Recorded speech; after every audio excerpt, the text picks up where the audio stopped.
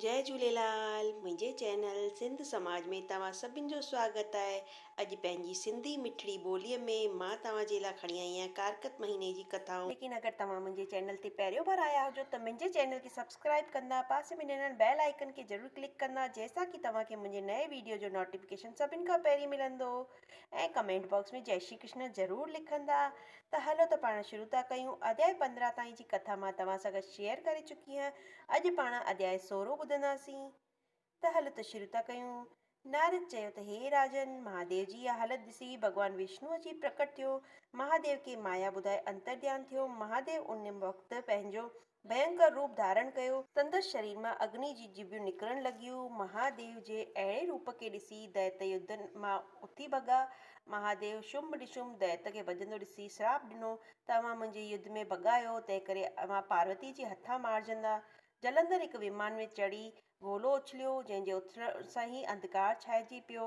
धुएं खे मिटाइण लाइ महादेव गोलो ॿियो उछलियो, तंहिंसां घड़ीअ में अंधकार मिटी वियो। जलंधर महादेव जे ढॻे नंदीअ खे मथे वारी गदा हई त हू युद्ध जे मैदान छॾे वठी भॻो। महादेव जे रोकण सां बि हू न रुकियो। महादेव हिकदमि सुदर्शन चक्र हलायो, जंहिंजे लॻण सां ई जलंधर जो सिर दर खां वञी धार थी पियो। संदसि आत्मा महादेव में समाइजी वई। हेॾा विरंदा जी आत्मा बि गौरीअ में प्रवेश कयो। जलंधर खे मरंदो ॾिसी देवताऊं ॾाढी ख़ुशियूं मनाइण लॻा। महादेव खे सारो वृतांत अची देवताउनि ॿुधायो त हे प्रभु, विष्णु भॻवानु विरंदा ते मोहित थी संदसि चिख्या वारी भस्मीअ में लेटी पेटी रहियो आहे। हाणे असीं छा करियूं? महादेव चयो त हे दैवगणो, अवां विष्णु जो उन मोह खे हटाइण लाइ वञी स्तुति करियो। एतिरो चई महादेव उतां अंतर्ध्यान थी वियो। तॾहिं पोइ नारद चवणु लॻो त देव देवताऊं हाणे भॻवान जी स्तुति करणु लॻा त हे सच्चिदानंद, हे आनंद कद भॻवान, तव्हांखे असांजो सभिनि जो वारो वार नमस्कार आहे।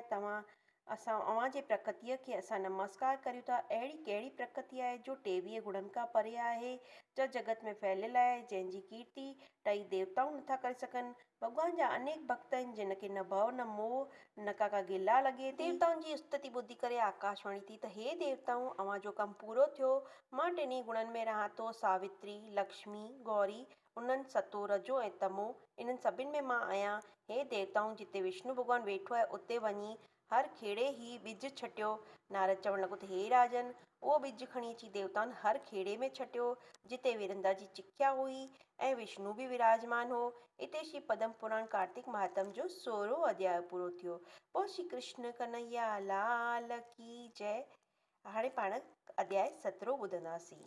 नारद चवणु लॻो त हे राजन, उन ॿिज मां 3 क़िस्मनि जा वण पैदा थिया। सावित्रीअ ॿिज मां धात्री, लक्ष्मीअ ॿिज मां मालती ऐं गौरीअ ॿिज मां तुलसी, जो सतो, रजो ऐं तमो गुण वारी पैदा थिया। हे राजन, विष्णु भॻवान जन उन 3 वणनि खे विरंदा जे रूप में ॾिठो त हिकदमि उथी खड़ो थियो ऐं सिधो वैकुंठ वियो। नारद चवणु लॻो त हे राजन, कतीअ महीनो व्रत रखण वारो जेको मनुष्य विष्णु भॻवान खे प्रसन्न करणु चाहे थो तो तुलसीअ जी पहिरीं पूॼन करे। जंहिं घर में तुलसी आहे सो घर तीर्थ स्थान आहे। उते कॾहिं बि जिन भूत प्रेत वग़ैरह नथा अची सघनि। नर्मदा नदीअ जे दर्शन, गंगा सनानु ऐं तुलसीअ जो घर में हुअणु, इन 3 जो फल हिकु ई सम्झणु घुरिजे। जेको महादेव ऐं विष्णु जी पूॼा सां गॾु तुलसीअ जी पूॼा करे थो सो वरी माता जे गर्भ में नथो अचे।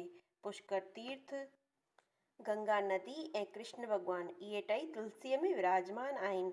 आवरा तुलसी द्वारिका जी मिटी पंहिंजे शरीर ते सदाईं रहे, उन जो जीवन हमेशा मुक्त रहे थो। तुलसीअ जा ॾल ऐं आवरा ॿई पाणीअ में विझी जेको सनानु करे थो, तंहिं ॼाण त गंगा जो सनानु कयो।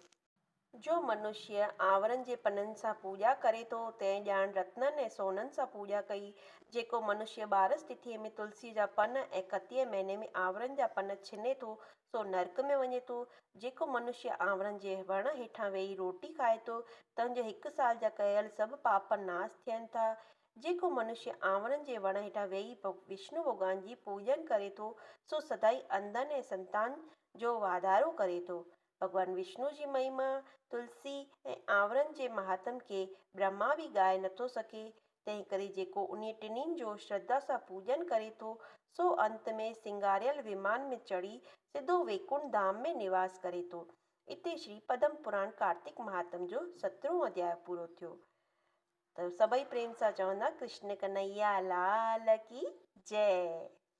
त अॼु पाण आंवला नवमीअ ते 19वें अध्याय में आंवले ऐं तुलसीअ जी कथा ॿुधी आहे।